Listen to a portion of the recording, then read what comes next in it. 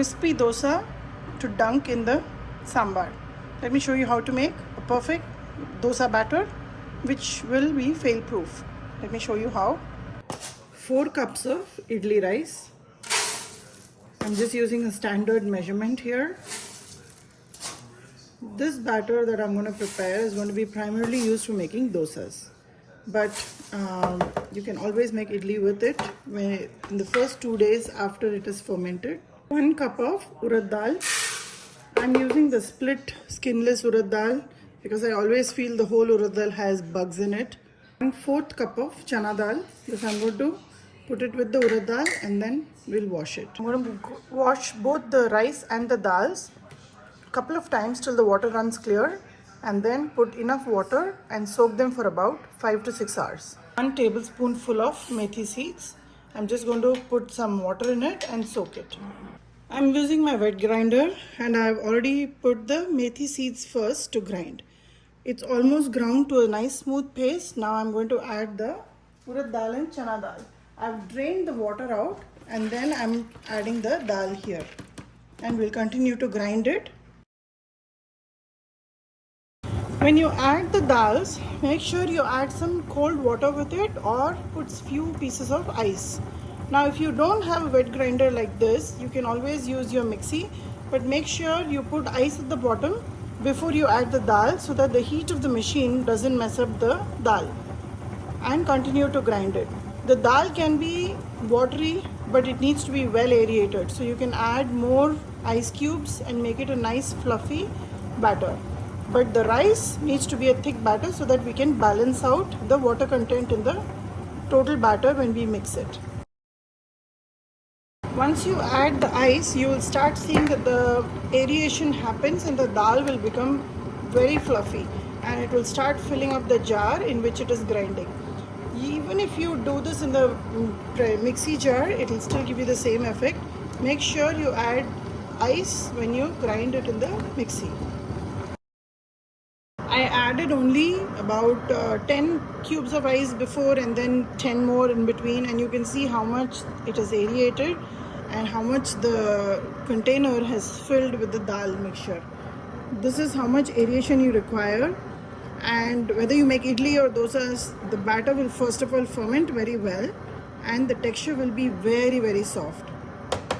So if you see this, I'm just taking it out and it's like cloud, it's like cotton. That's how much aeration is required when you make this kind of a batter. Now in this batter I've also added chana dal. So when you add ice cubes to grind urad dal and chana dal together, aeration is far more compared to just urad dal. I'm going to take this out in a container and then add the rice and start grinding.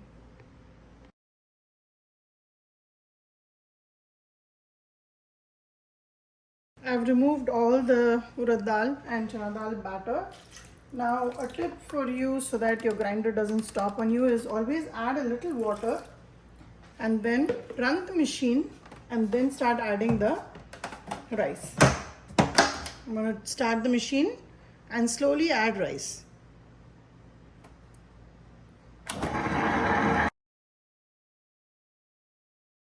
Been grinding the rice for about 15 minutes now. It's almost done. I need it to be nice and smooth. So you can see some granules still. So I'm going to allow this to grind for another 10 minutes. The rice is fully ground. So for this quantity, I'm going to add about 4 tablespoons of salt. I'm adding the salt to the rice because it's then easier to mix it.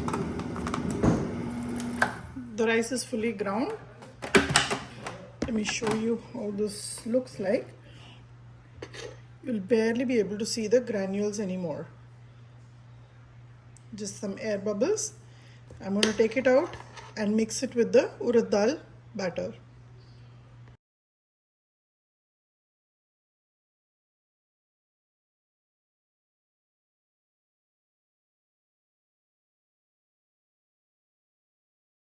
Once you have all the batter in the vessel in which you're going to ferment, mix everything so that the urad dal batter and the rice batter mixes well, because the rice is heavier, so it will go and settle down at the bottom, and you can see that here, and it requires a good amount of mixing. And you can mix it with a whisk, or you can use your hand and fluff it up, aerate a little bit more, and allow this to ferment overnight. I've mixed the batter really well.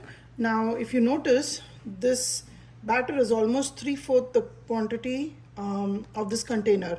So I'm going to reduce it a little bit, because when it ferments it will come all the way to the top.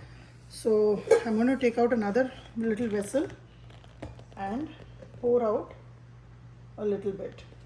This I can store it in the fridge. I don't need to ferment it now, and I'm just going to allow this to ferment overnight, this portion. Make sure you clean out the edges so that it doesn't dry while it ferments. So clean the edges, bring it all in, and we'll allow this to ferment overnight. This batter is ready, and I'm going to leave it on my countertop to ferment overnight. In case if your batter is not fermenting and you for sure need a batter in the morning and you have a party, the best way to do it is in your Instapot. So in the container of the Instapot, pour the batter to about a little bit more than half, let's say 2/3, and close the lid, set it on yogurt mode, and make sure the pressure vessel is on vent mode. And in the morning you will see automatically the batter would be fermented, and it will nicely rise, and it will be ready for use. This extra portion of the batter, I'm just going to keep it in the fridge. I'm not going to ferment it now. When the other batter is almost about to be over, I can take it out and then ferment it. The dosa batter is fully fermented. You can see how bubbly the batter is. Now it is ready to make dosas.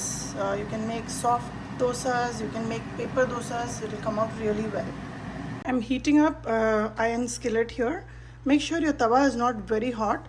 If it starts smoking like this, just take a little bit of water and just splash it in there. That will instantly reduce the heat and maintain the flame at medium, so that there is a constant heat. Now here is my batter, which fermented well, and I'm ready to make a dosa. Let me show you how. Just mix it well, and because we added chana dal in this batter, this will become nice and crisp. Take a ladle full and pour it in the center. With light hand, spread it and expand the dosa as big or as small as you want. And because I'm making masala dosa today, just spreading it as thin as possible. Now take some oil, spray it, and this dosa is not going to be flipped. So keep it on medium, let it completely cook. All the whitish part will become a little dull since the rice is cooking. And once you see some golden edges, at that time I'll add the masala and we'll fold it. Once you see that the dosa is nice and golden on one side and it's completely cooked on the top, that's why we spread it really thin. At this stage, take the masala, put it in the center. We are making one as a restaurant style. Just put it in the center and flip it from both the sides. If your tawa is well seasoned, it will easily just come out. And if you notice, because of the chana dal, it's very crisp. So just fold it from here, fold it from here, and here is your masala dosa. Just allow this to be on the tawa for just a minute more, so the potatoes filling inside gets nice and warm. And if in case you've made the potato filling earlier, always try to warm up the potato filling before you make the dosas, so that it is easily pliable. Otherwise potatoes, when it sits, it becomes pretty tough, it becomes pretty thick, and it's not comfortable to spread it. So just warm up the potato mixture in the microwave and then use it when you're making dosas. So here is a nice crispy masala dosa. I'm going to show you one, just paper roast, ghee paper roast. Just take the same kind, take a ladle full, put it in the center, take a little bit more because it's going to be a big dosa. So spread it as thinly as possible in the concentric circles. Just keep a light hand. If you press too much, it will start sticking to the ladle. And also the temperature of your tawa, if it is too hot, the moment you add the batter, it will start to curdle and cook. So make sure you maintain a medium heat, especially when you're using the iron skillet. Now as this is cooking, take some ghee and generously pour over the dosa.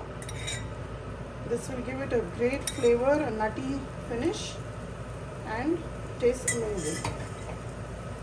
So let us wait till it becomes nice and golden and we'll fold it out.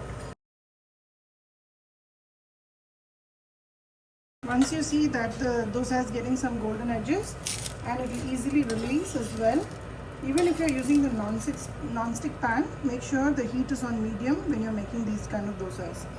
Now I'm going to just roll it. You can see how crispy this is. You can either fold it in half or you can fold it in circle. There you go, nice and crispy dosa.